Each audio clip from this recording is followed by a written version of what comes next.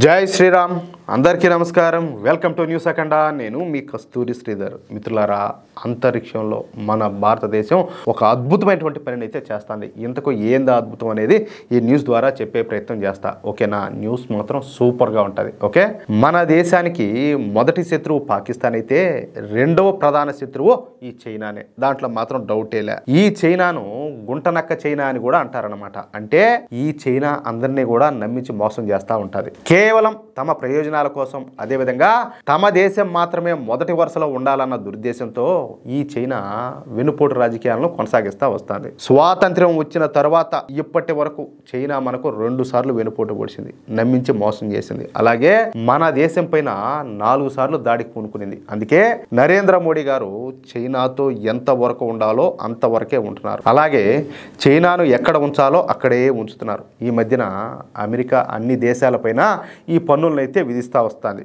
ముఖ్యంగా ఈ అమెరికా ఏంటంటే చైనా, అదేవిధంగా మన భారతదేశాన్ని టార్గెట్ చేసింది. అయితే నిజానికి భారత్ అనేది అమెరికా టార్గెట్ కానే కాదు. డొనాల్డ్ ట్రంప్ తన మాటను భారత్ వినడం లేదని, ఆపరేషన్ సింధూర్ను ఆపేసినటువంటి క్రెడిట్ తనకి ఇవ్వలేదనే మన మీద 50% పన్నులు అయితే విధించినాడు. అసలు ఆపరేషన్ సింధూర్కు ఈయన గారికి ఏం సంబంధం లేదనే విషయం అందరికీ తెలుసు. కానీ ఏంటంటే ఇదొక రకమైన మతము, ఇదొక రకమైనటువంటి అహంకారము, ఇదొక రకమైనటువంటి బెళ్ళప్ అన్నమాట. నీకు ఏం సంబంధం అని చెప్పేసి ఆ క్రెడిట్ నీకు ఇవ్వాలా? ఈ మాట నేను కాదు, ఏకంగా మోడీ గారే చెప్పినారు. ఏందో ఈ కథలన్నీ కూడా. కానీ డొనాల్డ్ ట్రంప్ అసలు టార్గెట్ వచ్చేసి చెప్పాలంటే మనకంటే అర్థమవుతుందా, ఏకైక టార్గెట్ వచ్చేసి చైనానే. అందుకే చైనా లోపల భయపడుతుంది. ఈ కారణంతోనే చైనా ఈ మధ్యన మన దేశానికి స్నేహహస్తాన్ని అందించింది. కానీ ఈ చైనాను గుడ్డిగా నమ్మేందుకు మన ప్రధాని మోడీ గారు అంత తెలివి తక్కువ వాళ్ళేం కాదు. అంతే కదా? ఏదో ఆయన ఉన్నాడు కదా, యుద్ధాలు చేసి ఆయన మాదిరి అనుకున్నారా? వేచాడట్నే. అందుకే మొన్న చైనా పర్యటనకు వెళ్ళినటువంటి మన ప్రధాని మోడీ గారు కేవలం షాంఘై కోఆపరేషన్ ఆర్గనైజేషన్ సమ్మిట్లో మాత్రమే పాల్గొని తిరిగి మన భారతదేశానికి అయితే వచ్చేసారు. చైనా రిక్వెస్ట్ చేసినప్పటికీ కూడా చైనా మిలిటరీ పీరియడ్లో మన ప్రధాని మోడీ గారు పాల్గొనలా. అట్లుంటుంది, మామూలుగా ఉండదు.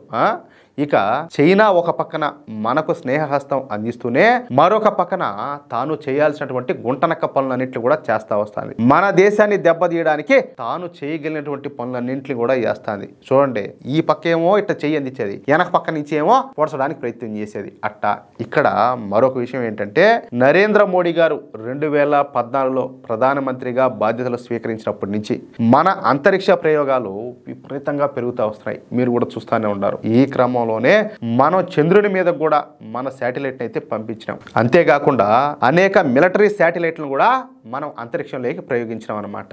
అంటే శత్రువుల యొక్క కదలికలను పసిగట్టేందుకు ఈ శాటిలైట్లు మనకు ఉపయోగపడతాయి అన్నమాట.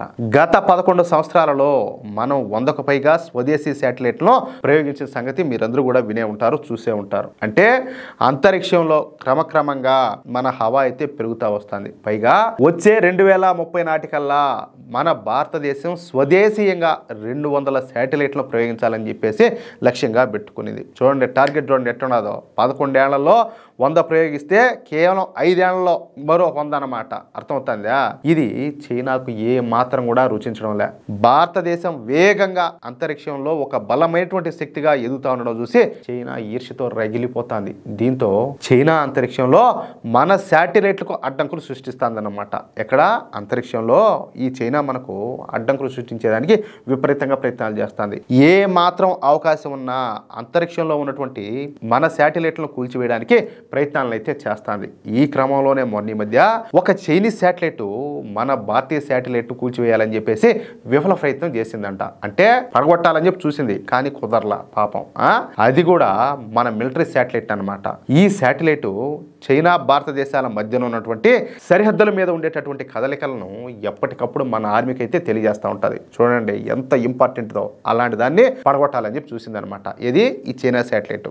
అంటే ఆ శాటిలైట్ మనకు అత్యంత ముఖ్యమైనటువంటి ఉపగ్రహం అనమాట. అందుకే చైనా మన శాటిలైట్ను కూల్చివేయడానికి విపరీతంగా ప్రయత్నాలు చేసింది. దీంతో ఇక అంతరిక్షంలో ఉన్నటువంటి మన శాటిలైట్లను రక్షించుకోవడానికి, అలాగే మనం ఇకపైన ప్రయోగించబోయేటటువంటి 200 శాటిలైట్లకు భద్రత కల్పించడానికి ఇప్పుడు భారత్ సరికొత్త ఉపాయంతో ముందుకొచ్చింది. అవే బాడీగార్డ్ శాటిలైట్లు. బాడీగార్డ్ శాటిలైట్లు అంటే ఇవి ముప్పును వేగంగా గుర్తించేందుకు, అలాగే లైట్ డిటెక్షన్ అండ్ రేంజింగ్ అంటే లైడార్ అంటారన్నమాట. ఈ లైడార్ పరిజ్ఞానంతో కూడినటువంటి ఉపగ్రహాలు అన్నమాట. అంతేకాకుండా ఈ శాటిలైట్లలో చిన్నపాటి రాకెట్లు, మిసైల్స్ కూడా ఉంటాయి. చూడండి, అంటే ఇవి ఆకాశంలో తిరిగేటటువంటి రోబోట్ సైనికులు అన్నమాట. ఇవి శత్రువుల యొక్క ఉపగ్రహాల కదలికలను ముందుగానే పసిగట్టి భూమిపైన ఉన్నటువంటి కేంద్రానికి సమాచారం ఇస్తాయి. దీంతో మన శాటిలైట్ను సురక్షితంగా వేరే కక్షలోకి మార్చేందుకు మన సాంకేతిక నిపుణులకు తగిన సమయం అయితే దొరుకుతుంది. అంతేకాకుండా మన శాటిలైట్ల దగ్గరకు వచ్చేటటువంటి ఈ చైనీస్ శాటిలైట్లను మన బాడీగార్డ్ శాటిలైట్లు రాకెట్లను ప్రయోగించి వాటిని ధ్వంసం చేసేస్తాయన్నమాట. అంటే మన బాడీగార్డ్ శాటిలైట్లు చైనా శాటిలైట్లకు చుక్కలు చూపిస్తాయి. ఈయన ఏడ కింద వంగేస్తామంటే పైన వంగేసేదానికి ఆల్రెడీ రెడీ అయిపోయా. ఎట్టుంటుందా కథలా?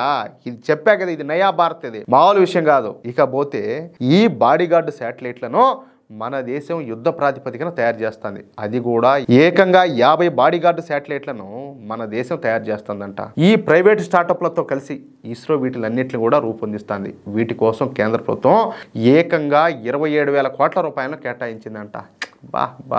కేటాయించడమే కాకుండా ఇప్పటికే ఈ నిధులను ఇస్రో కూడా మంజూరు చేశారంట. అంటే మనతో ఆట ఆడుకుందాం అనుకున్నటువంటి చైనాను ఇక పైన మనమే ఆట ఆడించబోతున్నాం. అది విషయం.